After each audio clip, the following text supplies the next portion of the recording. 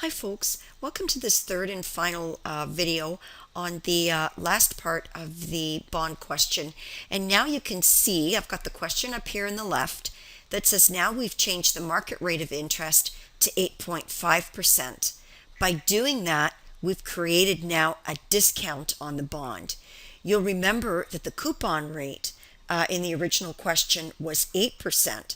So now because the coupon rate at 8%, is less than the market rate of 8.5%, that now creates a discount bond because our bond is not paying as much as the market's paying. So we would expect to get proceeds when we calculate the bond issue price, proceeds that are less than the face value. And we know the face value from the question is $400,000. So if we use our calculator, we're calculating the future value of a payment at the end of 3 years of $400,000. We know our PMT is $16,000, and you'll remember we get that by taking the face value times the coupon, which is 8%, and because it's a semi-annual bond, we're paying interest twice a year, so it's times a half. Don't forget, the coupon rate is always annual.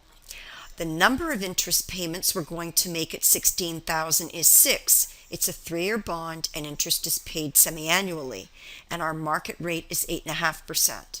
So if we do a compute PV here, we've got $394,800, which is less than $400,000, which is what we would have expected for a discount bond. So now what we can do here at the beginning is we can calculate our unamortized discount at the issue date, which is the difference between the face value and the cash proceeds we'd receive, and that's $5,200. So now what we can do is we can do in part B our amortization schedule. So let's begin. Remember, we start with the 6-month period ending, and I'm saying 6-month period ending because it's a semi-annual bond. We have a column for the cash interest that we're paying and one for the interest expense for the period, and a column for the amount of discount we'll amortize every 6 months, the unamortized discount, and the carrying value of the bond. Remember, the carrying value of the bond is what we'll see on the balance sheet. The unamortized discount will also be in the balance sheet, and it will be deducted from the face value to give us our carrying value at the balance sheet date. So now, at the issue date, we see that we don't have any interest paid because when we're issuing the bond, we're not paying out any interest. The bond's just been issued. Interest expense is booked over a period. No period has passed, so we have nothing for interest expense. When we're not booking interest expense, we're not amortizing discount. So we can set up our unamortized discount to $5,200 and our carrying value, which is equal to the cash proceeds at issue date, at $394,800. Now, at the end of our first 6-month period, which ends September the 1st, don't forget every period end date is an interest payment date. So we know that the cash interest that we're paying is $16,000. We use that figure when we calculated the cash proceeds using the calculator. We know our interest expense is $16,779. How did we get that? Well, we took our carrying value at $394,000. So maybe we'll just calculate this up here. See if we can do it here. We took our carrying value, which was $394,800. We're going to multiply it by our market rate, and then we're going to multiply that by 1/2. And that will give us our period interest expense of $16,779. And again, that's just for 6 months. So now, doing this calculation will likely remind you of how we would normally calculate interest expense each period. So again, I'm just going to do a little shape here so you'll remember what this calculation is for as we go through the video. So again, all we're doing is taking the carrying value of the bond to open the period within which this 6-month period is ending. So this is the carrying value to open the 6-month period that ends September the 1st. We're multiplying it by the market rate because we use the market rate to calculate interest expense and the coupon rate to calculate the interest payment. and then we multiply it by a half because it's a semi-annual bond and we're working in 6-month periods because of that. The difference between the amount of interest we're going to expense and the interest we're paying is the amount of discount we're amortizing. So in this 6-month period that ends or runs from March the 1st to September the 1st, we're going to be amortizing $779 in discount, which would leave us with unamortized discount of $5,200 less $779, which is going to give us $4,421. So that means our carrying value for our bond would be $400,000 less $4,421, and that's going to give us $395,579. So again, I'd get that by taking, oops, I can't do it that way. Maybe I'll just do it up here. I'll get 400,000 minus my unamortized discount of 44.21, and that's going to give me less 4,421, and that's going to give me 395,579. So again, I'll just do a little arrow so you can follow through here. And you can see that's how I'm calculating my carrying value of the bond at the end of every period. With discount bonds, I just find that easier because it kind of folds it better into the balance sheet presentation, which is the bond at face value less the unamortized discount to give you the carrying value. So I use that method when I do a discount bond. I just find it easier. But again, you can always say it's the carrying value to open the period plus the discount that we amortized to get the carrying value. Whichever method you want to use is up to you. So I think now you'll remember that this is our process, so you can probably finish the rest of the table on your own. But just in case not, we can go one more period to make sure you're okay.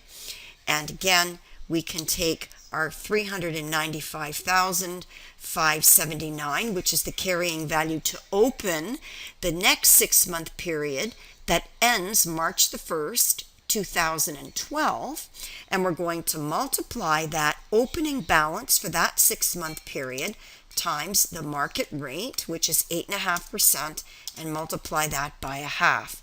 And if you did that math, you would get $16,812 for your interest expense. And one thing you need to notice is that your interest expense, you can see, is going up because we're calculating the interest expense on an increasing carrying value. So the carrying value we just used to calculate the interest expense for the 6-month period ending March 1st, 2012 is greater than the carrying value of the bond that we used to calculate the interest expense at the period ended September 1st, 2011. So those kinds of things should make sense to you.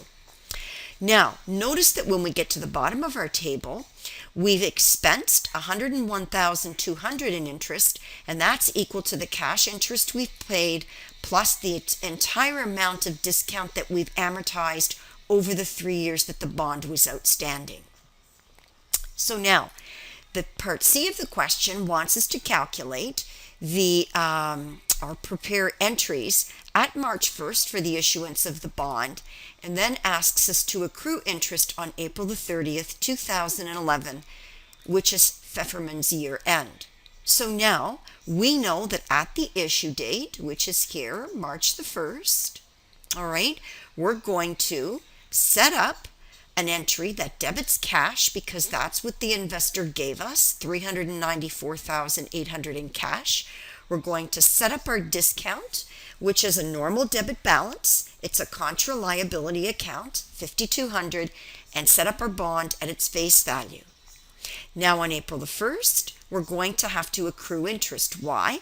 Because interest is normally paid every 6 months starting September the 1st. But we're not at September the 1st yet. We're at April the 30th, which is the intervening year end. It's the year end between the issue date and the next interest payment date.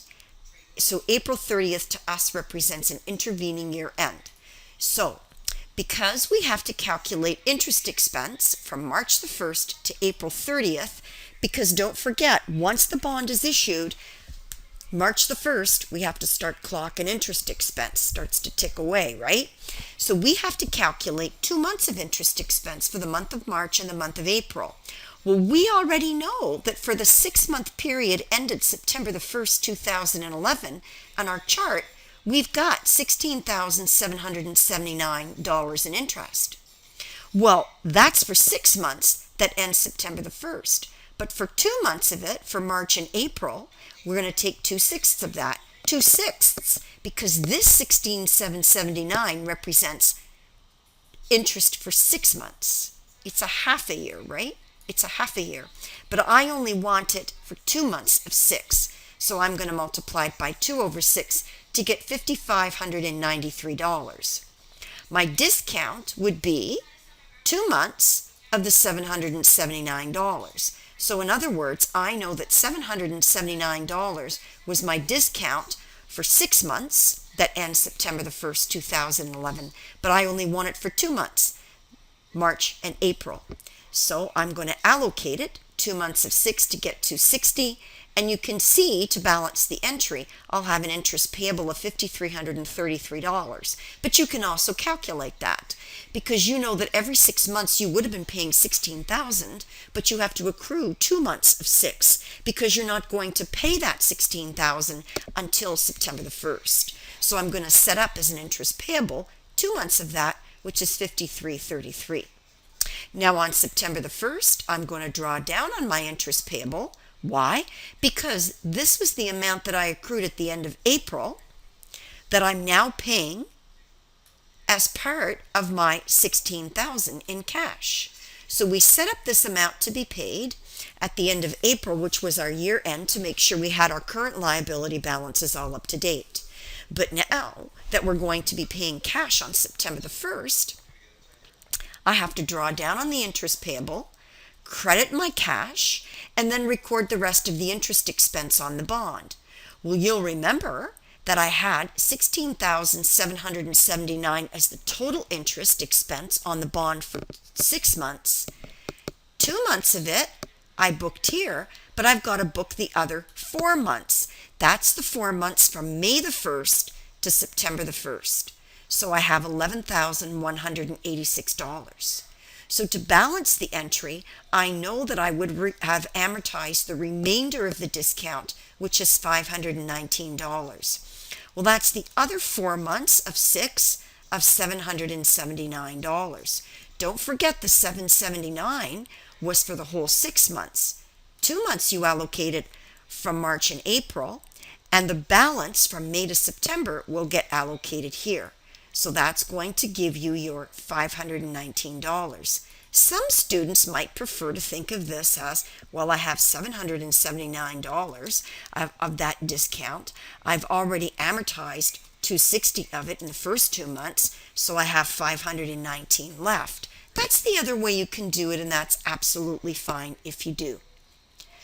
So now we've concluded our video on the bond discount. I hope you found it helpful.